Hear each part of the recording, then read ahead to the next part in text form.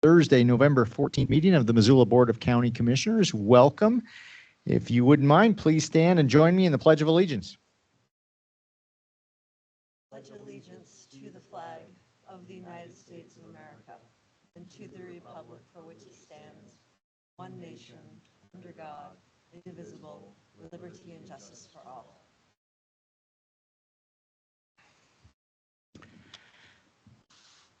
For those of you who cannot see the name placards from clear in the back row, I'm Commissioner Dave Strohmeyer. I'm joined by Commissioners Juanita Vero and Josh Slotnick today.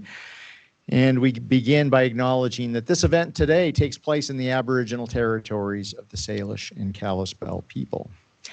Cheryl, would you be so kind as to offer some direction logistics-wise and also closed caption-wise?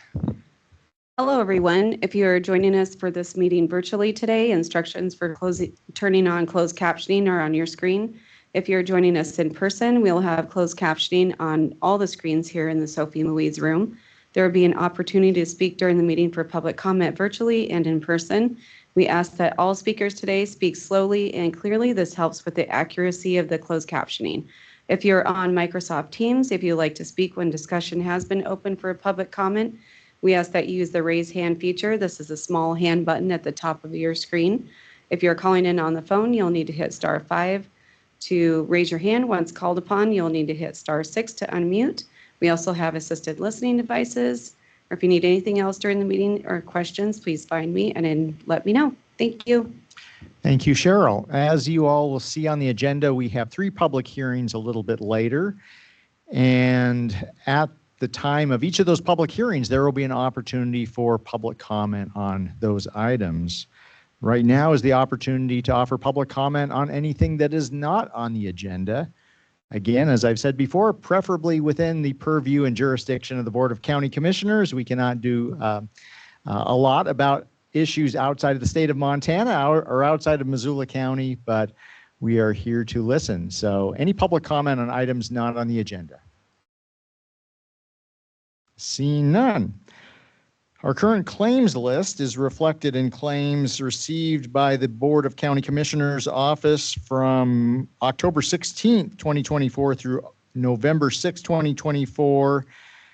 And in this period, that totals $2,874,071.34. Go to the electronic agenda and click on the link there to see what all of those individual claims are. We will now move into our public hearings. We, again, have 3 public hearings today. The way this will work is for each public hearing, we will open with a staff report. That will be followed, if it's applicable, by an opportunity for the applicant or the applicant's representative to say a few words. We will then take public comment. I would encourage folks to limit your comments to 3 minutes or less. Try not to be redundant. Address your comments to the chair. We're not going to get into a bunch of back and forth, but please offer your comments. And then we'll close the public hearing. At that point, the commissioners have the opportunity to ask questions and gain clarification. We will then have the opportunity for a motion and discussion among the commission members and then take action. So with that, our first public hearing is taking up an item related to Canyon Creek Village and a phasing plan extension proposal. We will have a staff report from Patrick Swart.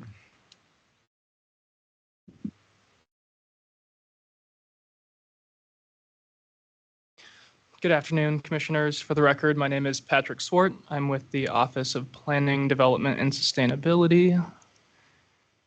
And I'll get my PowerPoint queued up here.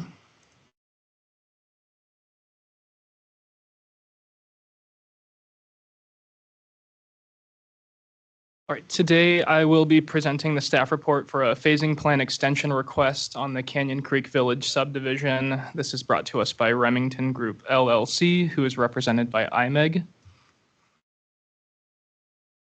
Here is a look at the property location. We're just to the northeast of the Missoula Airport. You can see the Canyon Creek Village subdivision highlighted in yellow here. It's just south of I-90 and up here in the top left of the image is the Airway Boulevard exit, and it's accessed primarily here off of Expressway. A little bit of background on the development. Canyon Creek Village is a plan unit development subdivision originally approved in 2001, which at the time this project was within the county boundaries. It has since been annexed into the city, but since the Board of County Commissioners was the original governing body to approve the project, the phasing plan extension request has come in before you today. It's a 229-lot subdivision, originally approved in 12 phases, but under the current approval, there are 16 phases, and we'll be hearing a request for the final two, phases 15 and 16. As part of the original application, the developers also came in to do an area plan amendment to the Missoula Airport Development Park Master Plan. This falls within what was identified as Reserve Area B, was an area set aside in the planning area that did not have a defined land use designation. So the plan called out, as the area was built out and infrastructure was brought into the area, to do a plan amendment to identify the most appropriate land use, which was identified as mixed use residential and commercial. And they also created a plan unit development zoning district. So the two final phases, 15 and 16, you can see outlined in black and green here, fall within sub-district 4 of the PUD zoning district, which requires either live, work, or multifamily development. So this is a look at the current submittal deadlines and proposed deadlines from the application we received. Under the current approval, and I will note that phases 1 through 14 have been filed, so there's just 15 and 16 remaining. Under the current approval, phase 15 has a submittal deadline of December 31st of 2024, and phase 16 has a deadline of December 31st, 2026. The applicants are requesting a 3-year extension, which is calculated based upon the date that the request is submitted to the county for consideration. So that would push both deadlines back to October 8th of 2027 for phases 15 and 16. And then just to look at the overall kind of project deadline required by our subdivision regulations, they have 21 years from the adjusted approval deadline of May 8th, 2017, since this was approved before the regulation update. So ultimately, the project needs to be done by May 8th of 2038.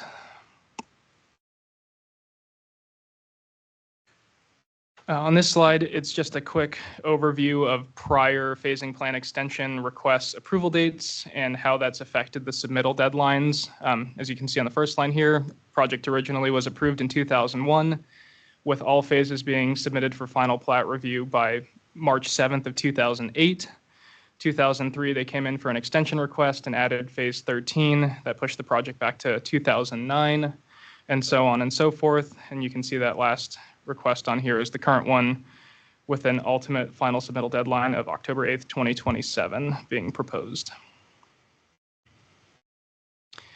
One of the requirements of the application is that they submit a reason for this request. The applicant cited primarily economic conditions such as high material costs, supply shortages, limited contractor availability, and current high interest rates. And then more broadly stated that the developer has had a difficult time identifying demand or interest in the multifamily live-work style development that's required per the PUD zoning. I will note that we've received a variety of requests for this in the past. Some of the prior requests have echoed similar sentiments here, noting things like needing additional time for marketing these types of lots and citing economic uncertainty. So here is a brief overview of the review criteria that our subdivision regulations require us to evaluate phasing plan extension requests against. There's 7 criteria on the screen here. The first being, does the request comply with our subdivision regulations? Have they demonstrated that they can meet the new proposed deadline? Will this proposed request conflict with the original commissioner's decision and conditions of approval? Will it impact functionality? So things like, will this have an impact on infrastructure in subsequent or prior phases? Will this result in incremental completion? That being, will improvements for future phases commence before prior phases have been complete? It also asks us to consider whether or not there are any known significant changes that will take place in the area of the proposal within this extension window that would cause us to reevaluate or alter how we would evaluate the preliminary plat. And then lastly, it asks us to consider, will this have an impact on public facilities and services? So staff found that it met all of these criteria except for criteria B here. We did not feel that the application sufficiently demonstrated that they will meet the new deadline, kind of looking back at the specific criteria in there, citing economic conditions. It's unclear whether or not those will change by the time this new deadline hits, but they also didn't necessarily demonstrate that they would not meet the deadline. Looking at past phasing plan extension requests, they have shown that they are able to meet deadlines that they have proposed. So with that, that's the end of my staff analysis. I do have a recommended motion on the screen. Okay, thank you. Would the applicant or applicant's representative like to say a few words? Anyone from Remington Group or IMEG? Anyone out there online?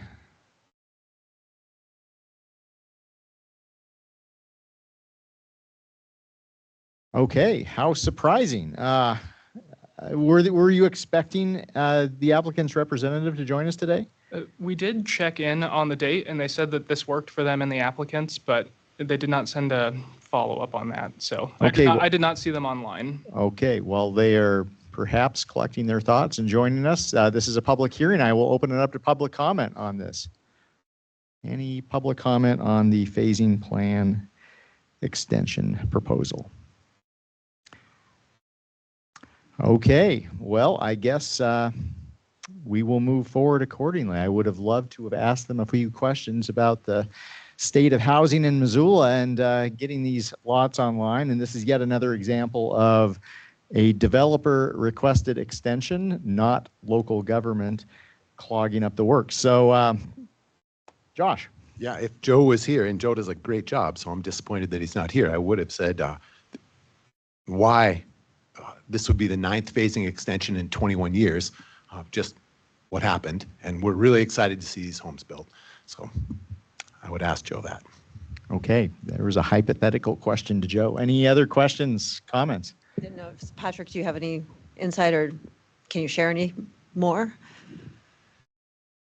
Beyond the information they've provided, we did press them a little bit to give an explanation of how they can meet this deadline. The response that staff received was they've demonstrated the ability to meet that in the past.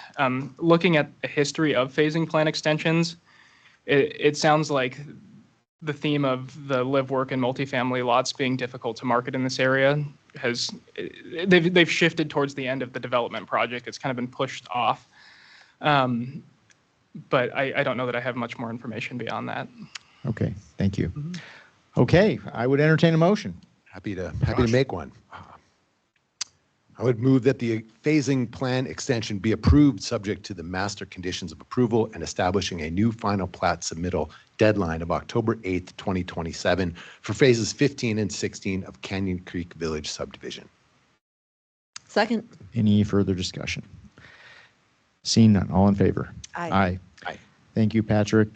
Please do express my disappointment that the applicant did not join us today, but we would love to see these lots actually occupied by homes. Thank you. Thank you.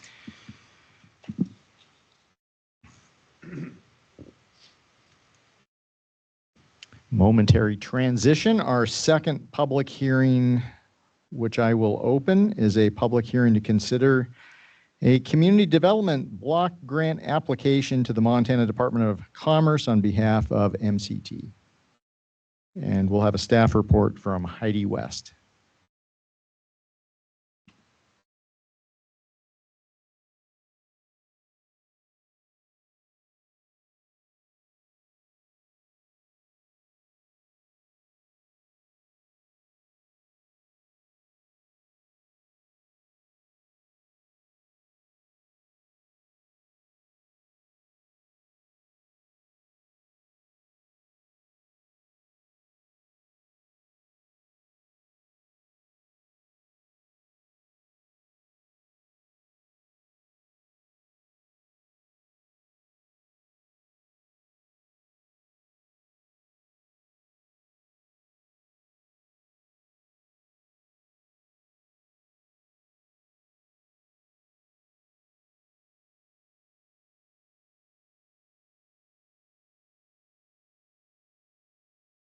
All right, there we go. All right, thank you.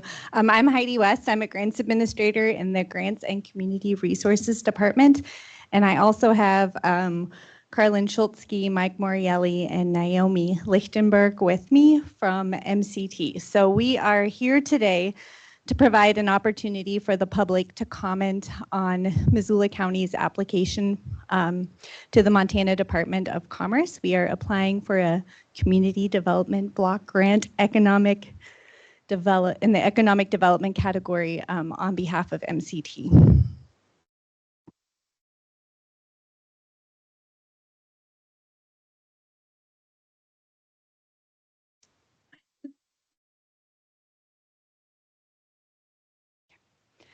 So just to give you a little bit of what just happened. There we go.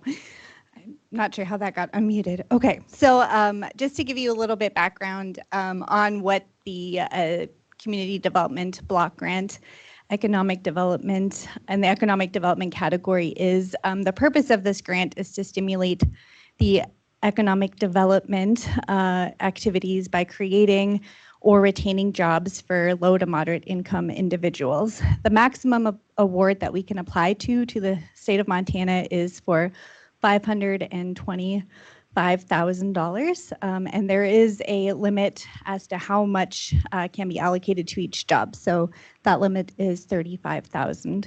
And applications to the Montana Department of Commerce are accepted on an open cycle basis, and then they are evaluated on a competitive ranking process. And of course, they're only accepting applications if they actually have available funding, which they do at this time.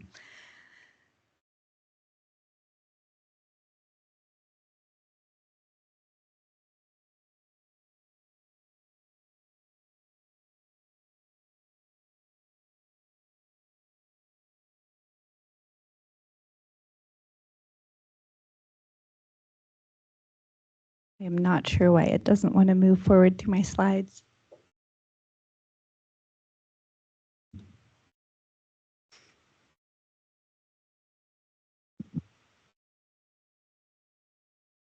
Oh, it did it. I think it might just be lagging a little bit.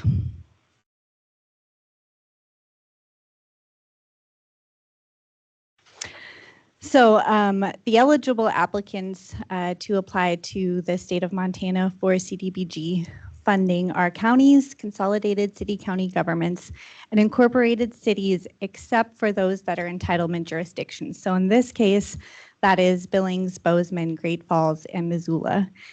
And the first and foremost most objective is that we meet a national objective in that application. And so in this case, it has to have benefit to low to moderate income persons.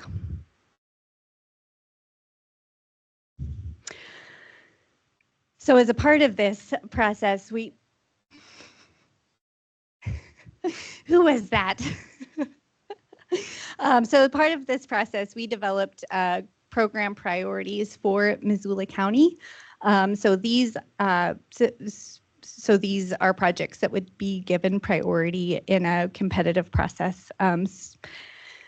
We can only have one grant at a time, and because there is a rolling deadline, we had to figure out a way to evaluate community need and prioritize projects. So the 4 program priorities are that the projects are located outside of the city of Missoula, but obviously within the boundaries of Missoula County, that the funding requests be structured as a loan, that the projects demonstrate a significant degree of leverage with other investments, including public and private sources, and that if a project is located in the city limits, that there is a meaningful contribution by the city of Missoula in that project. In order to evaluate community need and try to solicit projects, we ran a request for proposal process. So those proposals were scored and reviewed by Missoula County staff that has experience in CDBG funding. The highest ranking proposal would be invited to work with Missoula County, and then if things end up not working out because CDBG is a complicated program and it's often fairly slow, then if that first highest scoring project changed their mind, then we would continue to work with the next highest ranking project. And of course, the Board of County Commissioners always has the authority to make the final decision regardless of what the review committee recommends. And so for this particular process, we issued an RFP on August 5th. The proposals were due on September 6th, and we had one sole applicant, which was MCT. And in this particular project, in this particular case, the project was that we was for grant financing to retain 15 full-time equivalent low and moderate income jobs by repairing a deteriorating roof, installing solar panels so that we can ensure that staff at MCT has a safe and healthy workplace, and also to create a sustainable, energy efficient building that reduces their long-term operating costs. So at this point, I'm going to turn it over. Oh, not yet. One more slide. So this particular project did not align perfectly with the Missoula County priorities that were established. However, it is a very important project and a anchor organization within our community.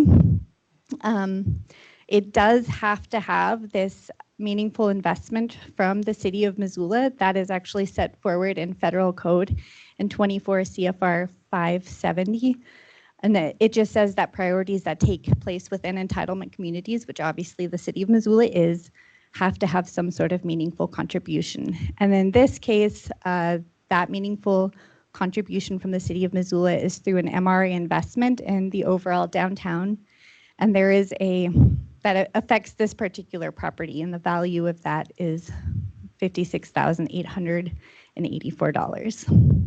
And the project also meets several other of either Missoula County or the city of Missoula's policy documents. So it conforms with the Missoula County growth policy by improving the built environment, protecting the character, and improving sustainability and resilience. It also is in line with Missoula County's comprehensive economic development strategy, especially because it supports a job sector as well as a worker demographic that was most severely impacted by COVID-19. Obviously, MCT is in the performing arts, and the jobs that are protected are also a high percentage of women. 72% of the jobs that we are protecting with this grant are held by women, and women were disproportionately impacted by COVID-19. It is also a best fit industry for Missoula County that supports both people and place. And according to that economic development strategy, the primary factor that contributes to the advancement of the local economy is supporting an appealing quality of life.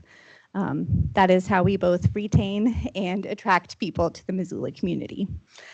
It is in line with Missoula County Resolution 2019-35, which was passed in 2019, which is the joint resolution of the City of Missoula and Missoula County to formally take the necessary steps to power the community with 100% clean electricity by 2030 for the Missoula area.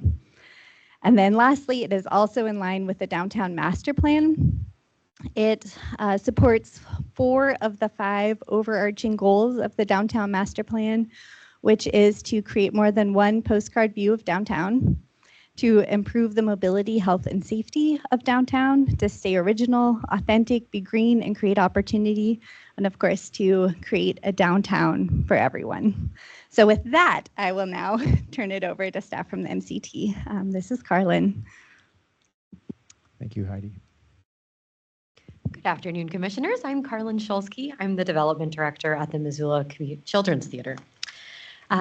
Just to reiterate, our mission, as Heidi had touched on a little bit, is to empower children and adults alike through performing arts education, ensuring that we're able to reach all of the communities we serve through our wonderful work. And the values that we hold central to all of our programming, including our mission, are empowerment, lifelong learning, community enrichment, excellence, and inclusivity. So as we think more specifically here, Mike Morelli is going to unpack all three of the elements of our project and the way that we impact Missoula County through our international tour, our youth series, and our community series. So to think more specifically about what this funding will do for the Missoula Children's Theater, we're really honored to have the chance to partner with Missoula County in pursuit of these federal dollars. Heidi, you can switch slides if it'll let you. As Heidi mentioned, we're looking to preserve the skills of our low to moderate preserve the jobs of our low to moderate income workers that are at the Missoula Children's Theater. And the way that we're looking to do that through this funding is by replacing our roof. The current roof membrane that covers our facility has been damaged over the last 25 years.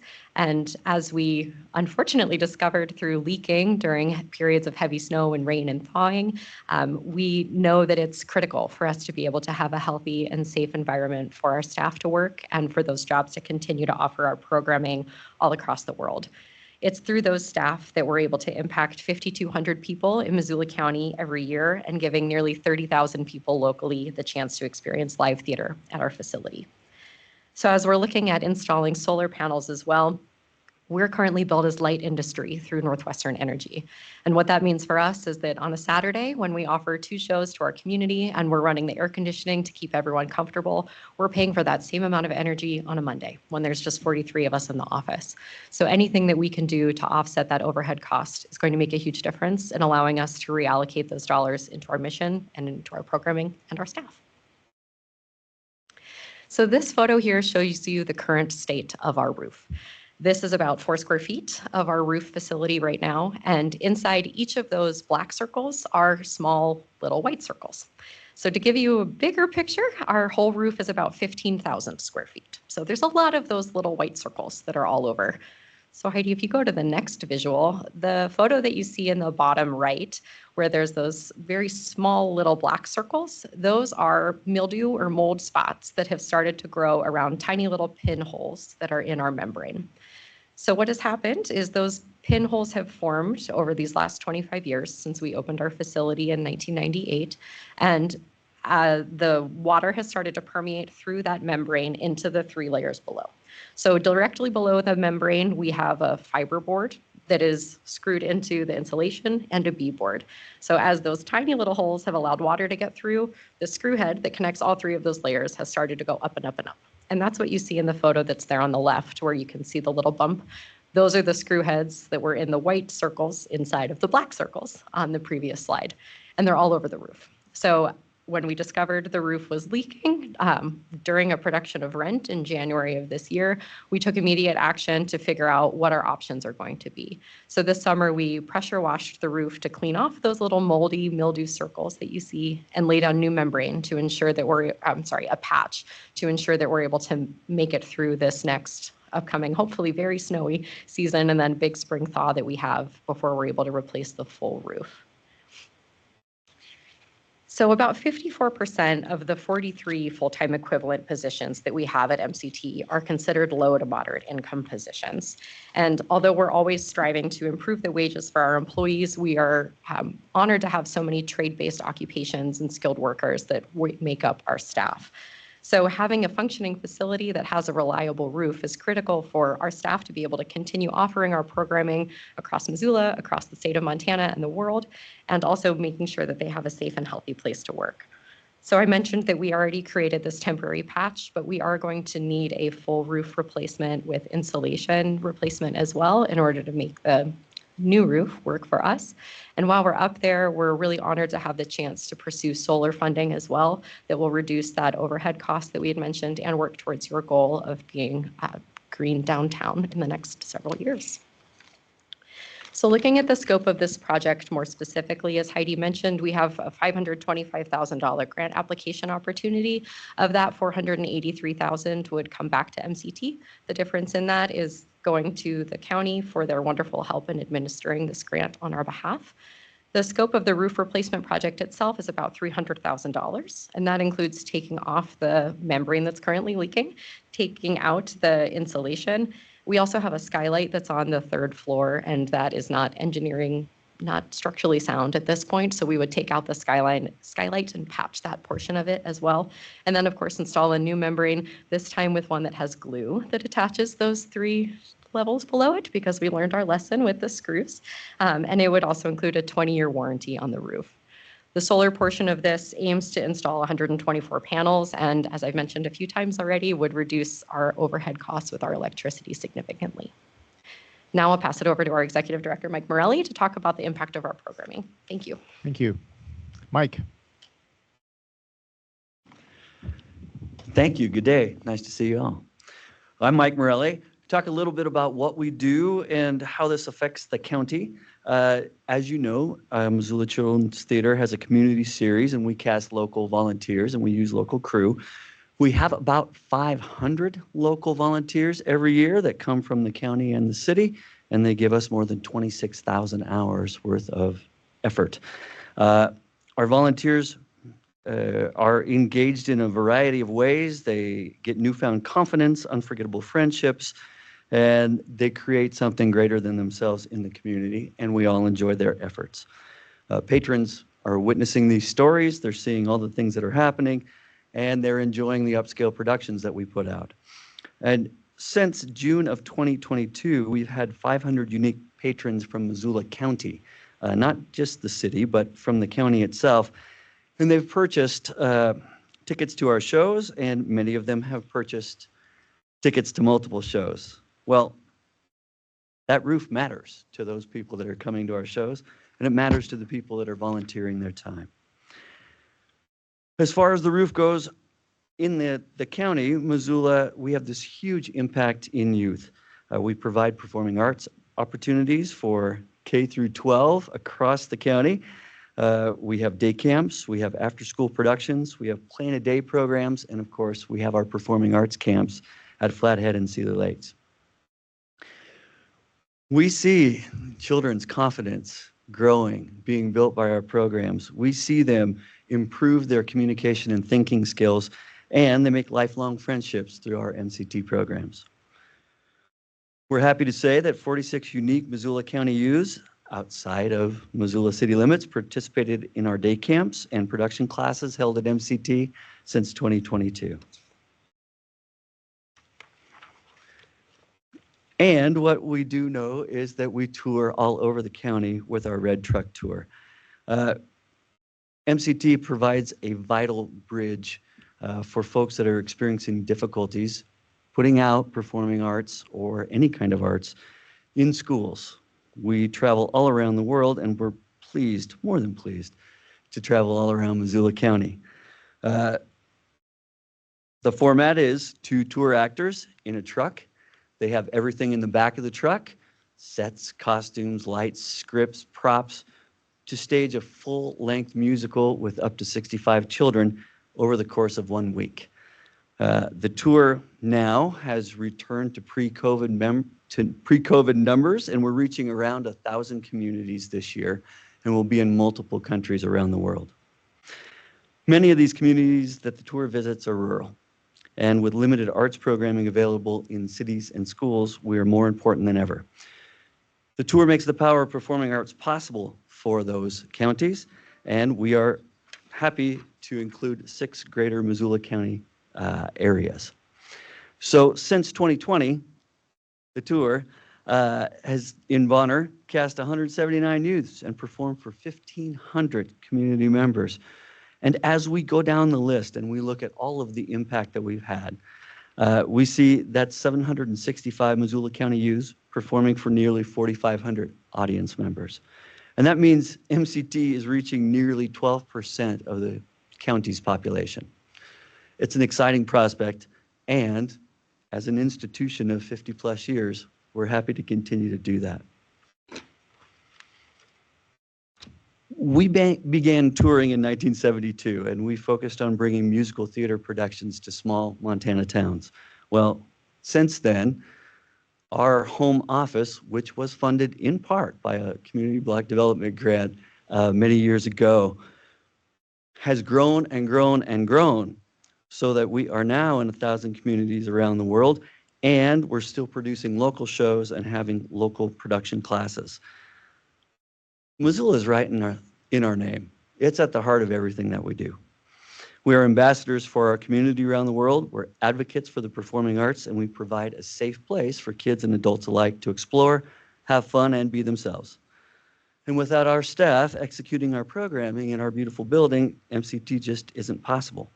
And without a functioning roof, MCT is not possible as well. So we very much look forward to your support. Thank you so much. Thank you, Mike.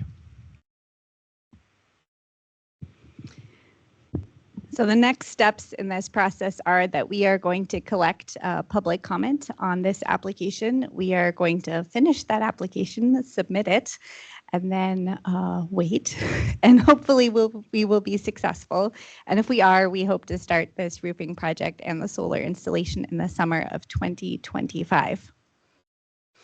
So at this point, if you want to comment on this, please state your name and we don't always do this meeting in this setting, but we chose to this time. So please limit your meetings or your comments to 3 minutes and be respectful and courteous.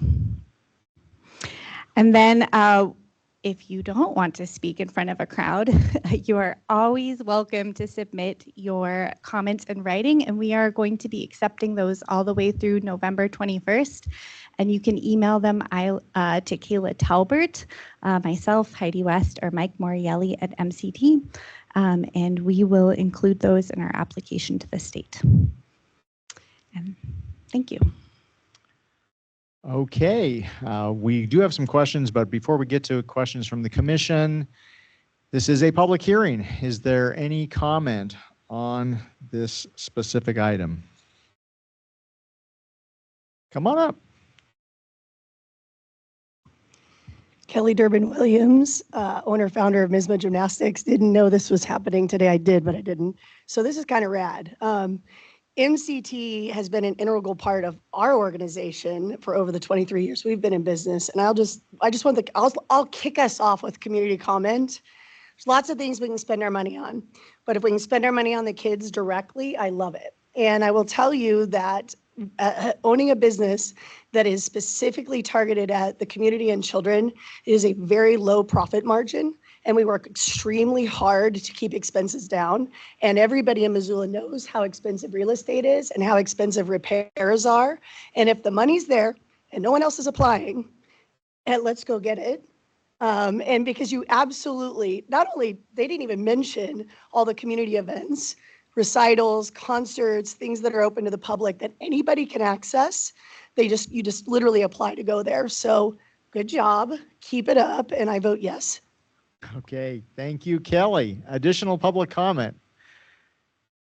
Is there anyone online who would like to comment on this?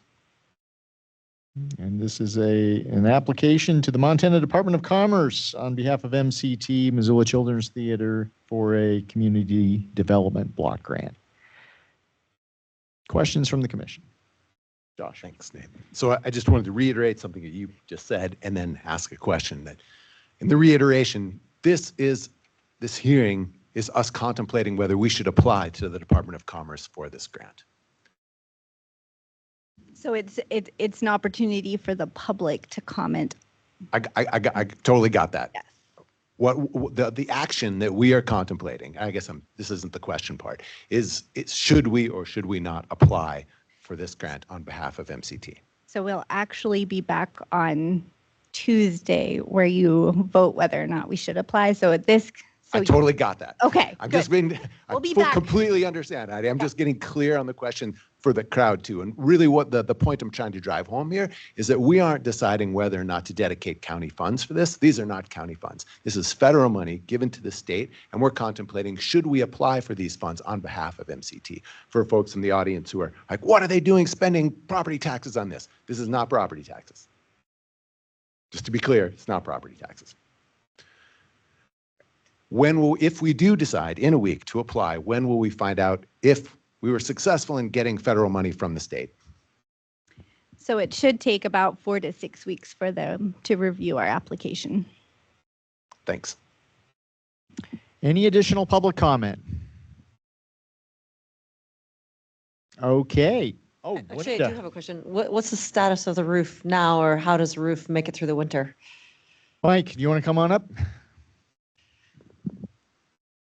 Yeah, our facilities director, Hugh Warford, has been up on the roof cleaning it off and then laying a plastic compound just to limp it along to get it through this winter. That is a one season only type of fix.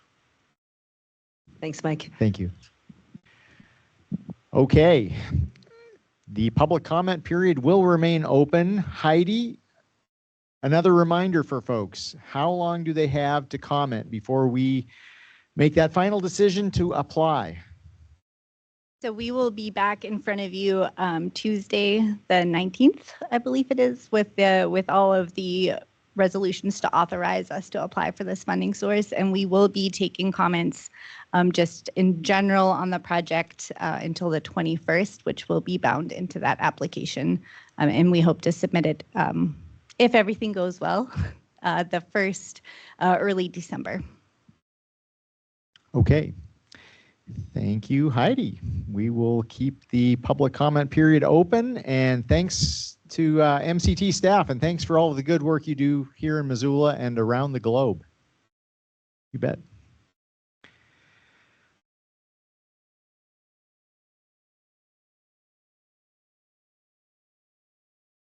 Our third and final public hearing today is the third public hearing on a proposed ordinance as amended, creating the Grant Creek Crossing Targeted Economic Development District and adopting a comprehensive development plan as amended. And we will restart our public hearing with a staff report update from Flana and/or Andrew.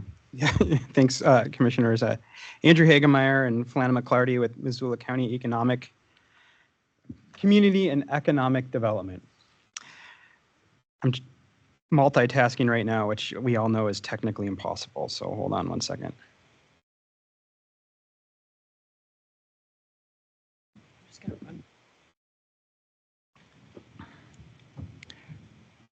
Okay, we're going to take a 5-minute recess to deal with some needs up here at the dais and also to get our tech going.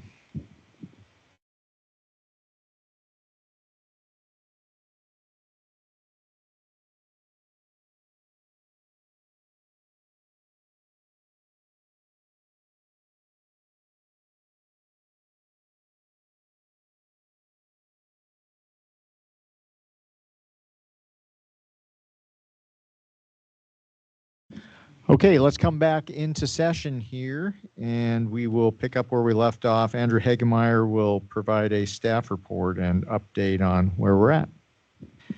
Correct, Commissioners. This is a continuation of a November 7th hearing that was to consider the adoption of an ordinance and the comprehensive development plan creating the Grant Creek Crossing Targeted Economic Development District.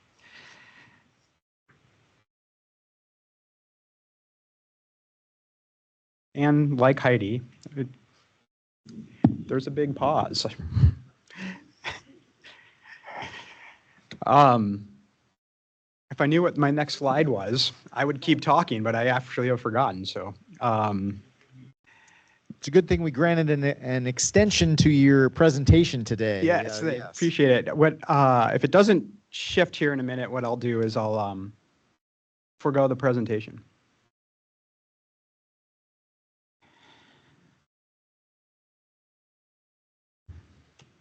All right. So the big picture, what's at stake here? What we have is about 86 acres of undeveloped property in a rather otherwise urbanized part of the Missoula area. It's right at the intersection, more or less, of Reserve Street and Interstate 90. It's that large vacant property that you see just to the west of Grant Creek. It's an old gravel site, I should say. It's a unique opportunity for infill. There aren't many large properties left in the urbanized area for infill of this scale.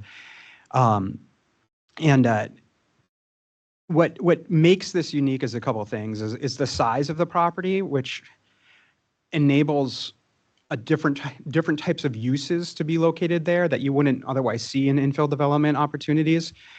Uses that might need larger lots or occupy larger areas. Those types of opportunities are pretty much limited to greenfield development on the edge of the community. So the Y, perhaps Lolo, Blue Mountain Road. So this is unique in that respect. However, this property, like many infill properties, many of the infill properties left they haven't been developed because they're dirty or difficult. This property isn't dirty, but it is a little bit difficult to develop.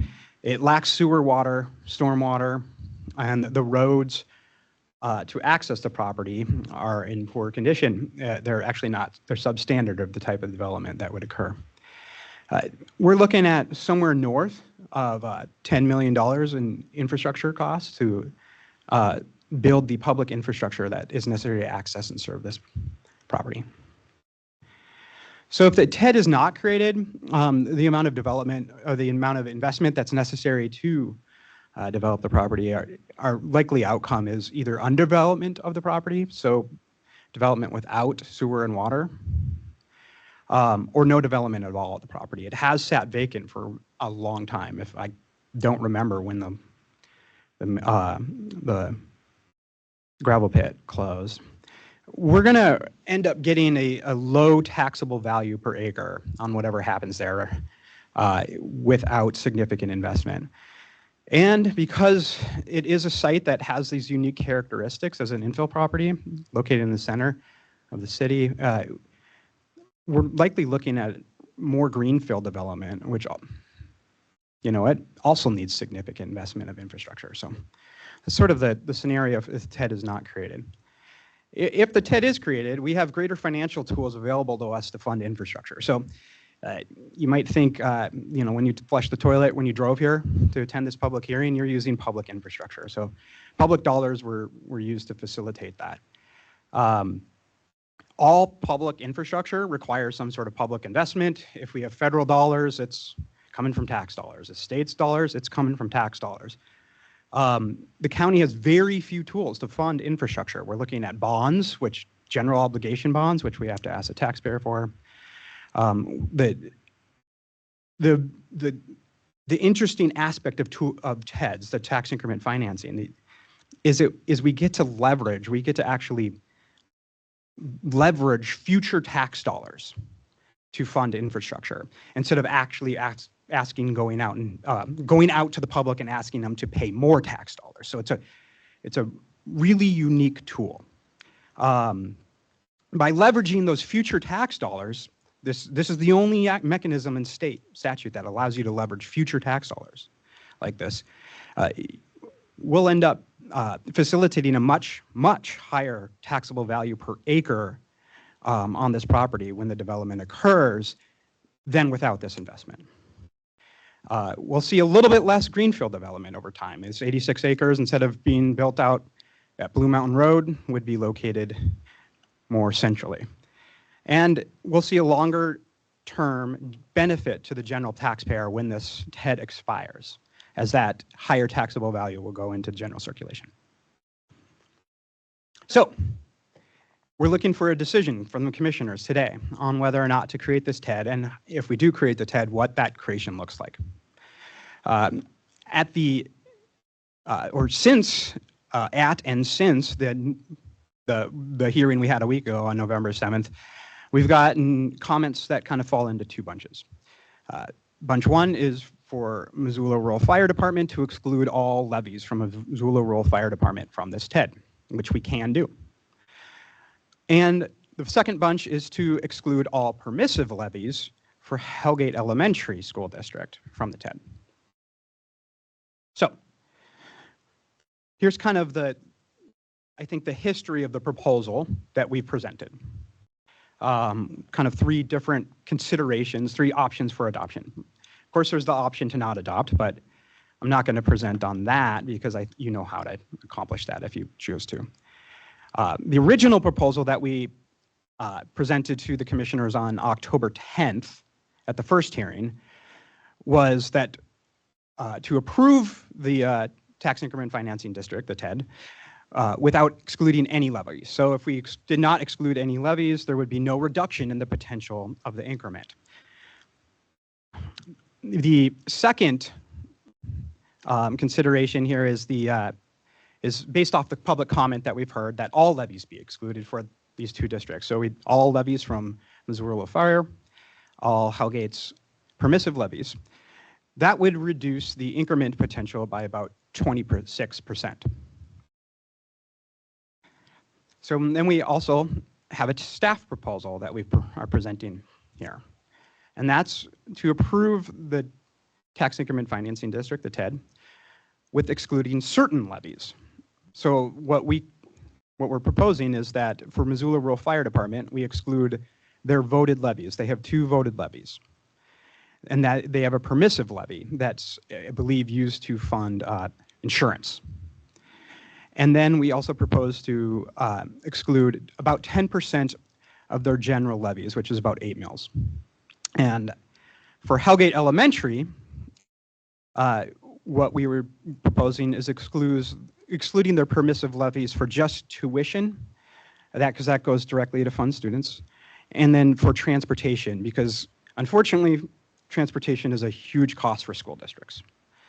So this combination between the two, Missoula Rural Fire and Hellgate Elementary, would reduce the increment potential on by about 12%, a little over 12%. So things to think about, the considerations. When we exclude mills from the creation of these tax increment finance districts, these TEDs, it reduces our ability to fund public infrastructure. The increment is what we use to pay for loans and bonds that we're leveraging future tax dollars against.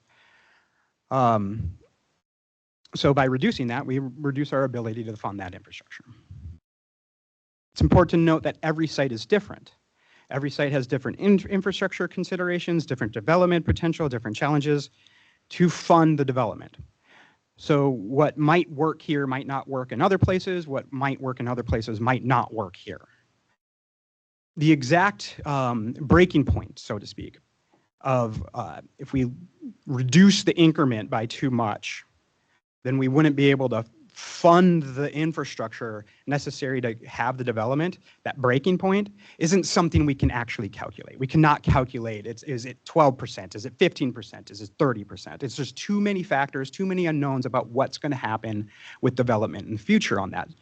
Interest rates, market conditions, et cetera, et cetera. We can't calculate a breaking point for the level of increment needed. But what we can do is estimate risk. We can talk about it in risk.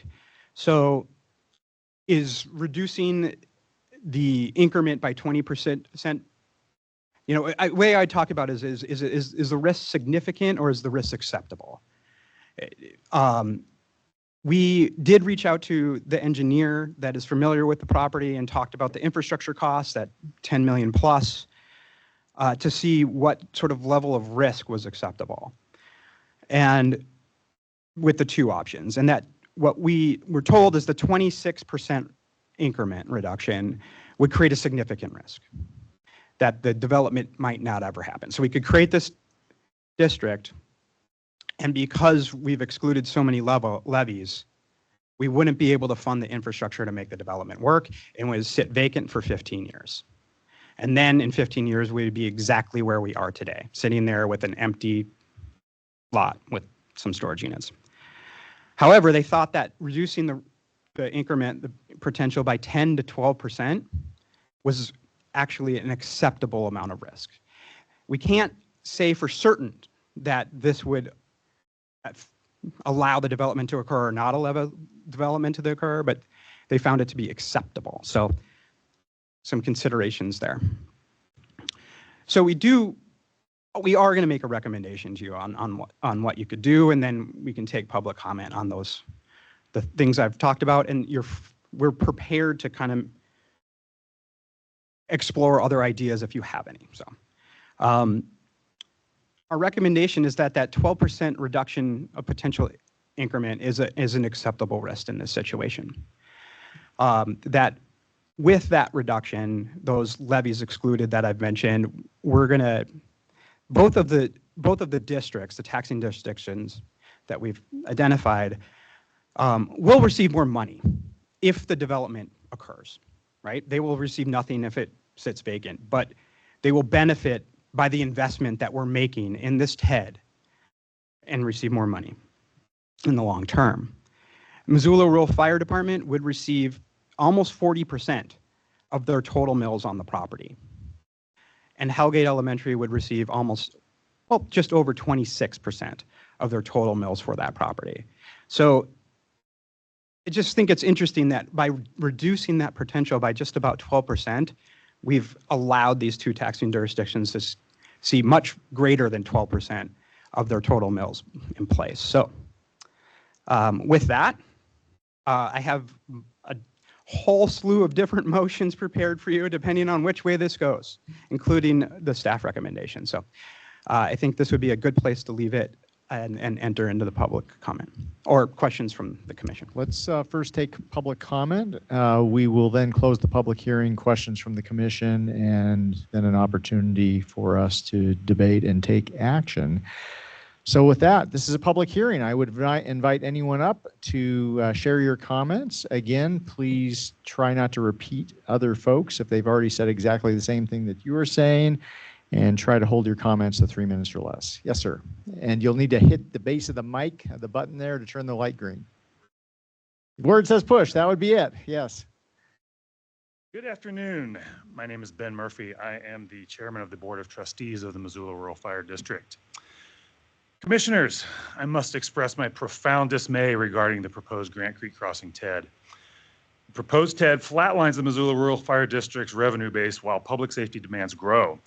The calls for service to which we are duty-bound to respond increase yearly. Our ability to pay living wages to firefighters and staff, purchase and maintain industry-standard public safety equipment, and maintain our facilities is cut off at the knees. In addition to the Grant Creek Crossing's troubling public policy implications, the TED is fundamentally unfair to the taxpayers of our fire district. As of now, our residents pay taxes to the fire district in return for public safety services. With the TED in place, some of our taxpayers will pay for services rendered to other fire district residents who will not pay for those services. In return for this generous subsidy, those residents who pay their fair share will receive longer response times and fewer available responders, thanks to the increased need for public service. I understand that the TED's purpose is to encourage development. However, I feel that we can develop the area without starving the entities with statutory service obligations. Please exclude all of Missoula Rural Fire District's mills from the from the Grant Creek Crossing TED. This provides a just solution which provides for targeted economic development while fairly funding essential public service. Thank you. Thank you, Mr. Murphy. Additional public comment.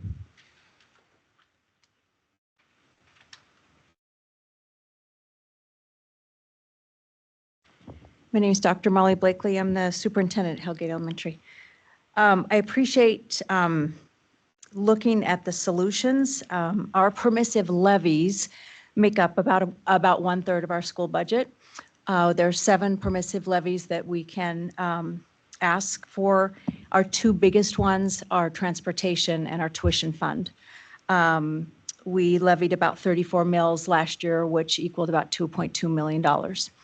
So for our tuition fund, that fund exponentially funds our special needs students. So having having the permissive levies of transportation, if that's what we're going to get to, transportation and tuition, that's a small win for us, and I really appreciate that.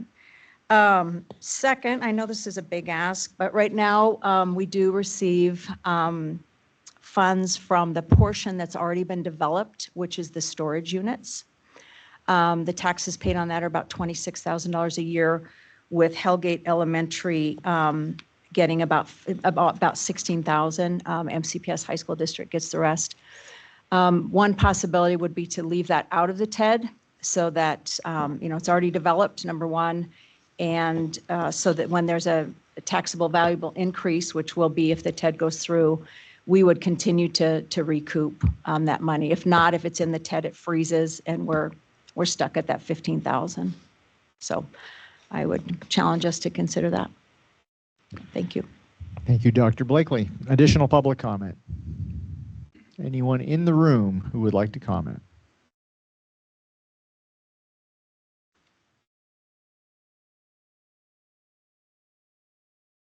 I think you just turned your mic off. There we go. Good afternoon, Commissioners. Jeff Smith with WGM Group. Thanks for the time. The TED being discussed here is necessary for this property to develop at an optimum taxable value per acre. Andrew did a really good job, I think, of describing the impacts of development intensity on taxable value per acre. When a site like this develops at a low intensity, so think about storage units or other similar uses, it's often the case that the tax revenue generated isn't high enough to cover the cost of that area's own public infrastructure maintenance and services like fire.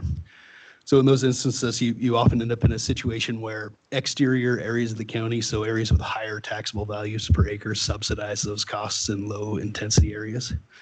So this TED does provide an opportunity for the Grant Creek Crossing site to develop at a high enough intensity where tax revenues not only cover the costs of public infrastructure maintenance and services within that area, but also generates a tax surplus that can help cover those costs in other areas of the county. I think it's also interesting, as Andrew noted, that undeveloped land of this size near the urban core is exceedingly rare.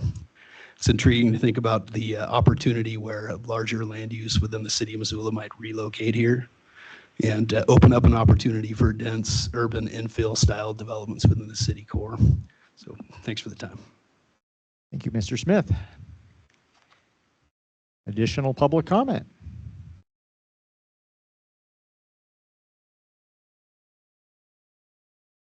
Good afternoon. Tom McLaughlin. I'm the board chair at Hellgate Elementary. And it is good news. We met with one of the developers Monday, and there is some movement towards helping the kids at school with tuition. I just hope that in the future, I've been there for 24 years, and my life is becoming shorter. And we've always been very proactive out at Hellgate Elementary. We're the biggest district in the state for K through 8. We got one of the best facilities, and we've been very proactive at looking down the future.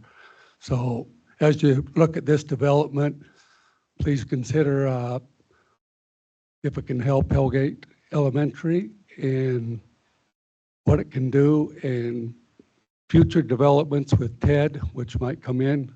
I know this isn't a high housing development, but it could be down the road that a large development with homes with a TED working with it could impact the district funding.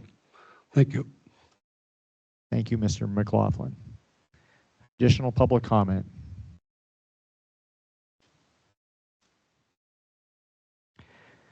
Mr. Davis.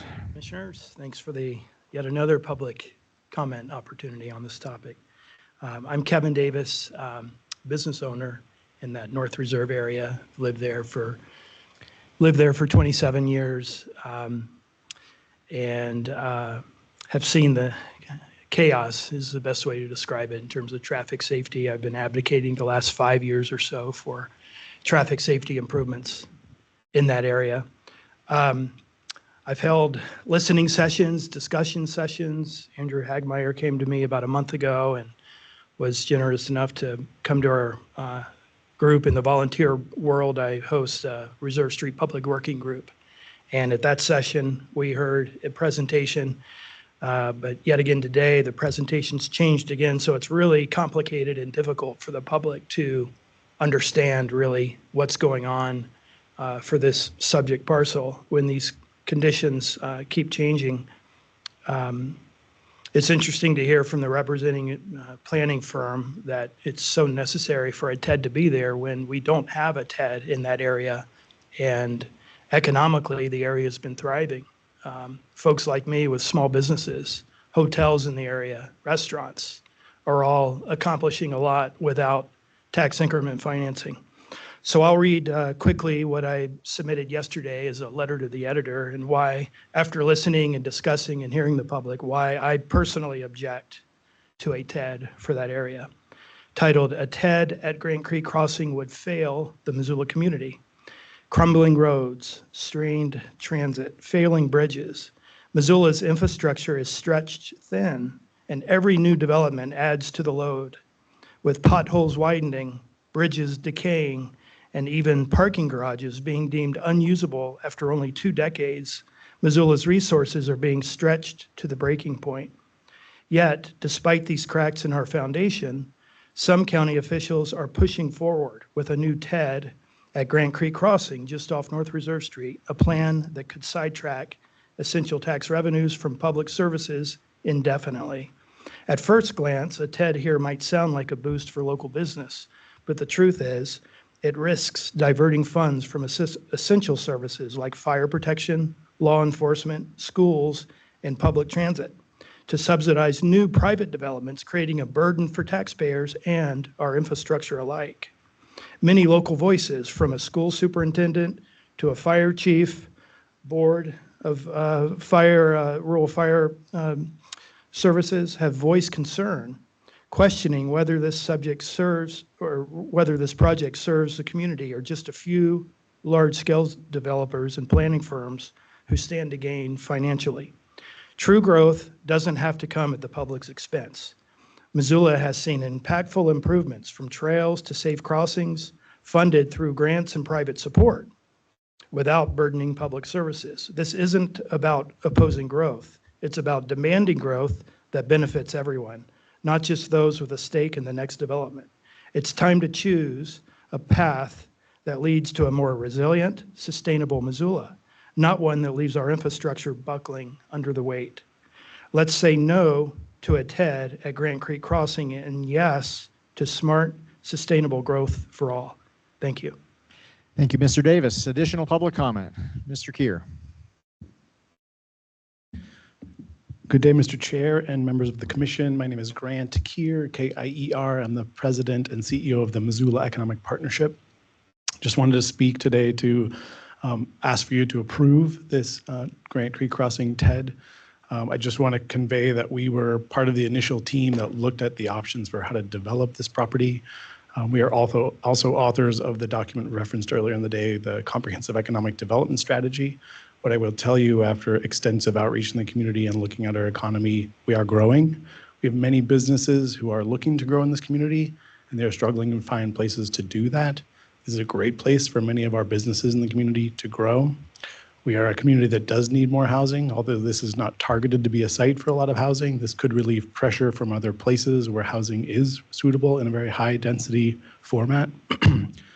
And finally, I want to say you have an amazing team. I am not going to go and belabor all of the benefits that are associated with this site, but I think that they were outlined very well by the team today, your staff, with their recommendation, and the work they've done to offset the potential harms and impacts to the rural fire district and to the school district are extraordinary. And I think it's really great collaboration from the landowners and the engineers to look at ways that they can offset and mitigate that challenge. This is exactly the kind of growth we need to be doing, and the TED tool allows growth to pay for itself. This is a way for the businesses that are going to come in and benefit from infrastructure being developed at that site to pay for that infrastructure through their tax payments over the next 15 years or so. So we think this is a really powerful tool. It is not a perfect tool, but it's the tool we have to work in a community.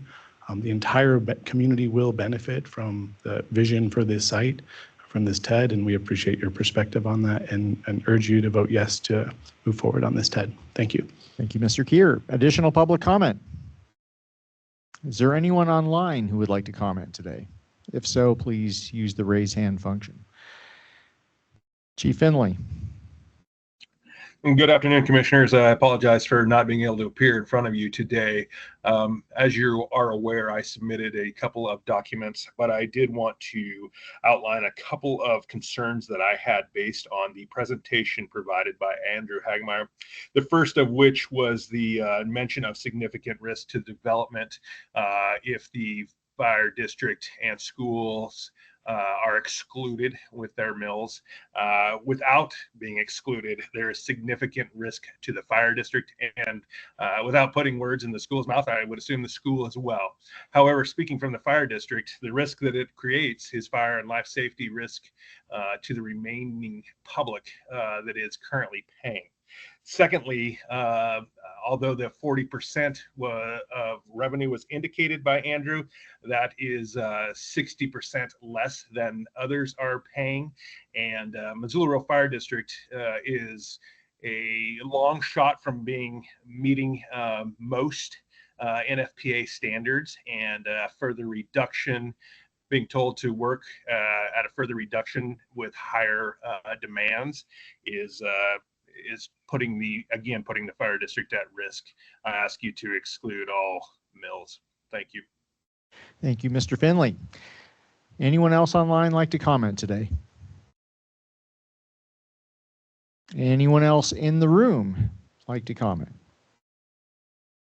Seeing none, we will close the public hearing and open it up for any questions from the commission. Andrew, would you be so kind as to pull up the staff recommended motion? And while you are doing that, questions? I had a question with Dr. Blakely's comment about, Dr. Blakely, would you come on up, please? and then maybe I just misunderstood you. You said something about if the storage units were left out or left in, it would be Well, frozen if- at 15,000. So can you explain what you're So getting at? when, my understanding, Andrew Flana, correct me if I'm wrong, when the TED is created, the base freezes, correct? I'm getting a yes from Andrew. Their taxable value freezes. Yes. So if the taxable value of that plot, we call it with the storage units on it, that will increase over the next 15 years. Especially if this development goes in, or when the development goes in, it will increase. So we were looking at the map and said, okay, we get this amount, we get about $16,000 right now, and MCPS gets about 10. If we left that plot out, then the school district over the next 15 years would incur increases from the increase in taxable value. So that would help offset what we're not getting because it's going in the first place. Got it. Okay, thank So, you. Yep. Thank you. Other questions, Josh? Or at any point, we can entertain actually moving forward with an action of some sort. Could I ask Mr. Murphy a question, please? Mr. Murphy. And Sir Joel, correct me if I got this wrong, but it sounded like one of the issues would be reduced revenue with added costs, given added responsibilities. Is that what you were saying? Failure of increase in revenue. Revenue stays flat, response demands rise Within the TED or in total? in total. If we have a truck in the TED, that truck can't go elsewhere in our fire district. Can I ask another question? Yeah, please do. So will you all be providing fire service to the TED? The TED is within the Missoula Rural Fire District. It's my understanding that the city station is closer, so that they would be obligated to provide service unless there's some larger event, and then you all would help. Well, we have mutual aid agreements with the city and our other surrounding cooperators. In terms of the specifics about who goes where and when, it's kind of depends on what all is going on in the emergency response world. If you have a more specific question, I would defer that to Chief Finley. I'll defer specific questions to Chief. Thank you, Mr. Murphy. And I'll actually pick that up. Mr. Finley, if you're still on the line, I guess a comment and then a question for you. In the letter that we received today, in which you reference my proposal from the last time we met, it's a little bit erroneous in that you suggested that I suggested that no fire protection might be a better alternative by having the area de-annexed from Missoula Rural Fire District's jurisdiction. And And maybe that's what you thought I was saying, but that is not what I was suggesting. What I was suggesting was the possibility that if there was a legal mechanism, if part of the concern of Missoula Rural is that you would be taking on additional fire response responsibilities with no additional compensation for that, what about the possibility that this area of Missoula Rural Fire District is de-annexed and is no longer in your jurisdiction, but not that there would be no fire protection, but as and per the city's suggestion, they would be able to actually provide and deliver that fire service, perhaps even through a contract mechanism, much like we provide, or the city of Missoula provides contract sewer or other services to outside of the city limits. Now, it's a separate issue if that is not legally possible, but I just want to be clear that in no way, shape, or form was myself or anyone else suggesting that this be an area that is completely without fire protection whatsoever. So I think going back, though, to Commissioner Slotnick's question, is it the case that that you would see no ability for the city of Missoula to provide fire protection to this area? Commissioner Strohmeyer, thank you for the question and the comment. As of last week's meeting, when I asked about annexation by the city or coverage by the city, you had shook your head no. And so that was the reason that I suggested that we look at that. I don't know how to cover the area otherwise. The real issue remains, Commissioner, that the Missoula area is covered strategically by a number of agreements in place between various agencies. Whenever one of those engines is taken out of service to go someplace else, that creates a strain on the system, on a severely understaffed system as it currently stands. As you're aware, the city of Missoula did just pass a levy to increase, but the Missoula Rural Fire District has not. And as mentioned, we are far below NFPA standards. And so by recommending that the city respond, that's jeopardizing the residents of the Missoula Rural Fire District and the city at that point for someone who is paying 40% of the share, correct? So we're providing a service, taking away from others who are paying in full for the service. Thank you for that. We've got a couple follow-up questions, but what you're suggesting is that variance from what we've heard from the city of Missoula and others in terms of there might actually be a mechanism by which city fire protection could be provided, even though this area is outside of the city limits. So, Josh? Commissioner, part of the issue with this whole process has been a real lack of communication throughout. This is the first time that I have heard there had been mention at the beginning of this process that perhaps the city could cover this area, but there has been no communication to me, to the Missoula Rural Fire District Board, or anything of that nature that would indicate that the city of Missoula has indicated that they would take on the responsibility of this. Again, I go back to my written comments that as the goalposts continue to move, the challenge becomes greater for the fire district.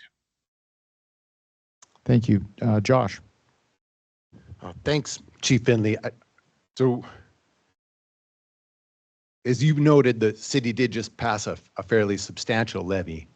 And isn't the case that their station is closer than Missoula Rural Fires to this area? And fill me in, I'm sure I got it wrong here, but it feels like, understanding how these mutual aid agreements work, that in a not a fantastically large emergency, a typical call, the first response would come from the city in this area, not from Missoula Rural Fire? It's possible that that's an agreement that's worked out between the Missoula Rural Fire District and the Missoula Fire Department. However, as you are very well aware, that is probably is their busiest station. And so by further complicating it with increased responsibility, we are further taking away from the community each time we do so for an area that is not generating the same revenue. Juanita?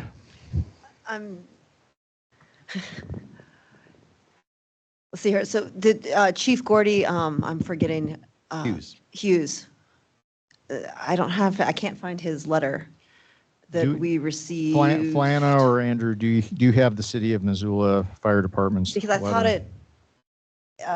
the gist of it was that they could take on this That was my added understanding, too. responsibility. And I thought when we all spoke with Chief Finley and I believe Chief Hughes were in the same room, I thought that there was, and I'm sorry, I missed the last meeting, but the last meeting that I remember everyone together was that the city was willing to take on this initial or this added responsibility for this area, which we don't see. Let me just Okay, let me thank just you. read it. Ah, So you found it. Thank yes, you. so let's cut to the chase here. So bear with me. It's a short comment, but it says, "Greeting commissioners," and this is from Gordy Hughes, Chief of the Missoula Fire Department. Greetings, commissioners. Missoula Fire Department has been working closely with both the city and county departments for the development of the Grant Creek Crossing Targeted Economic Development District. The city supports the creation of the TED as it is an important tool for the retention, expansion, and development of value-added industries in Missoula, an important goal of both Missoula County and the city of Missoula. Additionally, this project may spur redevelopment activities inside the city's core, furthering additional goals related to housing and economic development. In order to support the TED, the Missoula Fire Department is willing to provide closest station emergency response under the existing automatic aid agreement with Missoula Rural Fire. Missoula Fire Department's station number 4 is the closest fire station and will continue to respond once the TED is created.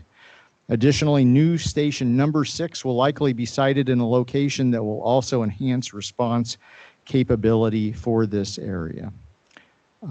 So yes, basically they are willing to provide that service. Additional questions? Andrew, could you pull back up the staff proposal?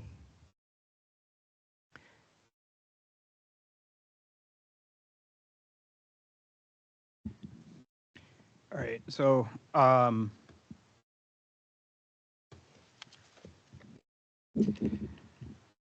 there's clearly there we go. So there's if you want to go down the road of the staff proposal, there's 2 documents that we need to approve today. In any situation, there's 2 documents we need to approve today. The comprehensive development plan, which outlines the infrastructure deficiencies, the goals of the TED, and the targeted uses, et cetera, is document number 1. The second document is an ordinance actually creating the TED.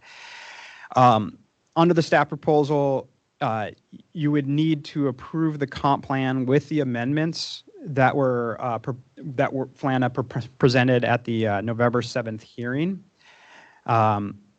And then you would need to approve the ordinance titled Amended Ordinance Draft 11-1-2024, which was presented at the last public hearing with these additional amendments.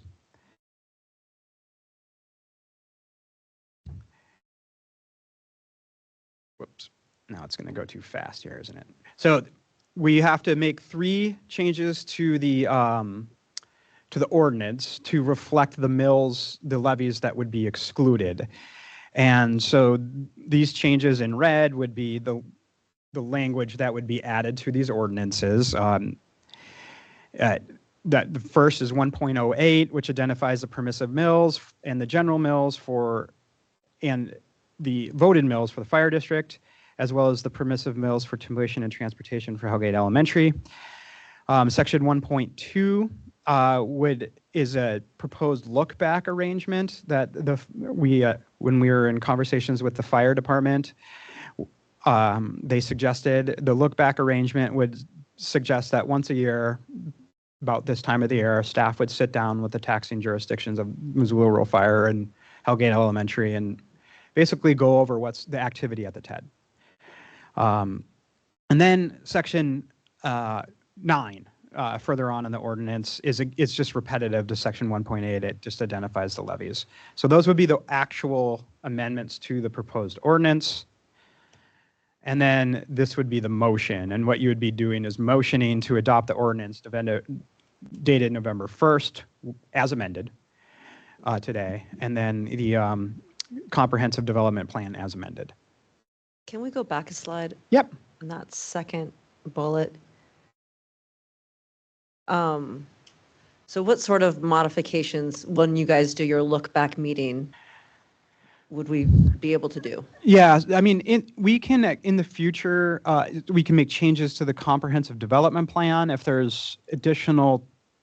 The comprehensive development plan outlines the use of the TIF money, right? The tax increment finance. So if there's something in there that we could do to help the school district or the fire district that it wasn't already comprehended, wasn't thought about, we can amend that comprehensive development plan to do that. The other potential opportunity is if, say, there ends up being a bunch of houses built in this location. And I don't anticipate that there will, but let's just say they end up building 1,000 houses. We could go back and say, gosh, well, now you've got to bus a lot of people to Hellgate Elementary, don't you, Molly? Why don't we go and exclude your bus? They have a transportation permissive levy and a bus levy. Why don't we exclude the bus one because you're having so much impact from this, right? Those are examples of the types of things we could do. Yeah. Thank you. We could also show them how the mills that we've excluded are go through, like, now when we have the actual taxes, when we actually know what the taxes are for the property and what the increment is, we can show them what their mill levies are, what they're generating on that property over the base that's right now. Thank you. Josh. I have one comment, and then I did see that Mr. Davis raised his hand, so he may want to speak again. Hang on, Mr. Davis. So we typically do not have multiple bites at the apple here, but go ahead, Josh. Sorry about that. That's okay. So, as was noted, this area has been a defunct gravel pit for quite a long time. And if you look around the rest of the area around North Reserve, it is absolutely developed in a diverse and high-intensity urbanized way. Begs the question, why not this 83-acre former gravel pit? Well, the answer is because there's no infrastructure there. And the costs of bringing infrastructure to this area are so expensive, the area has resisted development. I don't mean, Dr. Blakely, somebody said, I resist development. I mean, developers look at this and think, God, it's not worth it. The infrastructure deficiencies are so profound and the expense is so high, we're just going to pass. We'll do some storage units. Yet this area is right next to a highly urbanized part of our community. If there is a spot that should have this kind of high intensity, diverse urban development, it's this one. Not areas out near Frenchtown or in Grass Valley or something. It's right next to Reserve Street and Highway 90. Unlike other parts of Reserve Street that already have infrastructure. That's why that development happened. And Mr. Davis, when you said the other areas developed just fine without it, infrastructure was put there. I'm not sure of the history, but it came with the package. This area has resisted development because it doesn't have infrastructure. Our only tool to fund infrastructure in this spot, in this way, is the TED. Obviously imperfect, and it has deleterious effects on both the fire district and the school district. So what we are aiming to do here is figure out how to use this mechanism to generate the bare minimum of dollars required to get the infrastructure in. The bare minimum. And make sure anything above that goes back to the fire district and back to the school district. And as Andrew pointed out, we will reevaluate annually. If changes happen on the ground, that means more money could go to those two taxing jurisdictions. That's actually absolutely what we would want to do. Also want to note that there's these percentages of loss to these two taxing jurisdictions. Our loss is 100%. We are taking none. And we too, as a government, are responsible for providing services. This area will have people living in it, some. It'll have businesses, industry, all those entities will require things like public safety and public works. And if there are people there, they require things like elections or health department or animal control or all the things that we provide. And we will do this without generating any more money. So yeah, it is a tough thing for us to ask you to take the hit. We too are taking the hit, and to an even greater extent. So I feel for you, and we will strive to make it as right as we possibly can. And we need to develop this area, and it needs infrastructure. Thank you. Any other questions? Why don't you queue up that motion again, Andrew? I hit the button, but as you can see, slow. We're slow rolling the motion here. There we go. Thank you.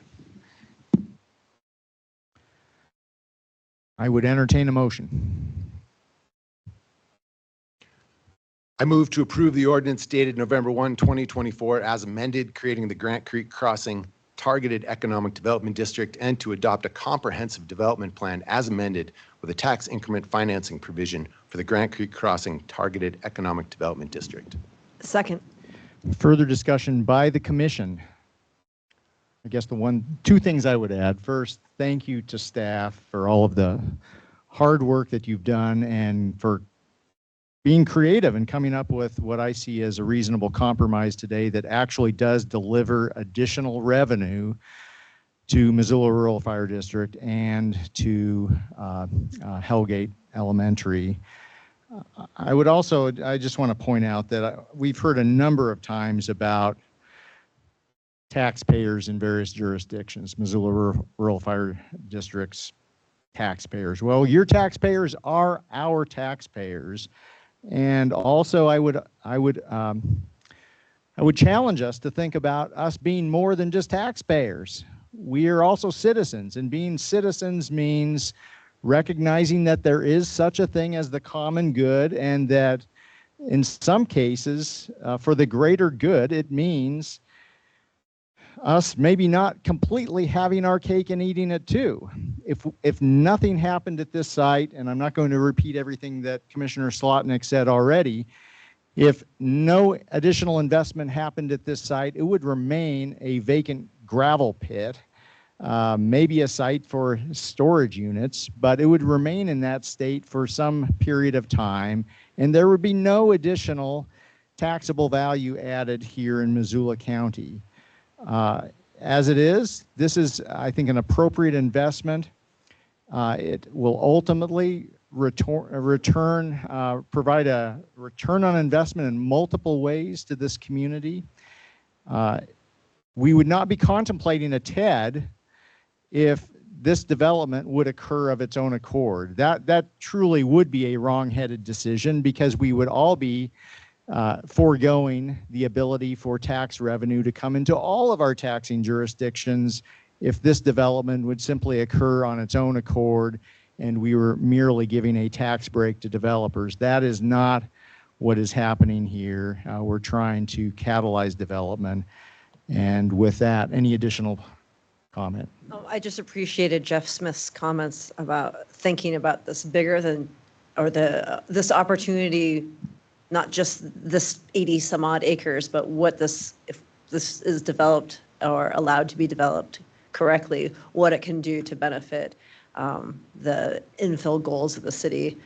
And this is what smart growth and smart development is supposed to do. And so I feel like this is a necessary step to make that happen. So yeah, Jeff, thank you for your comments. Josh.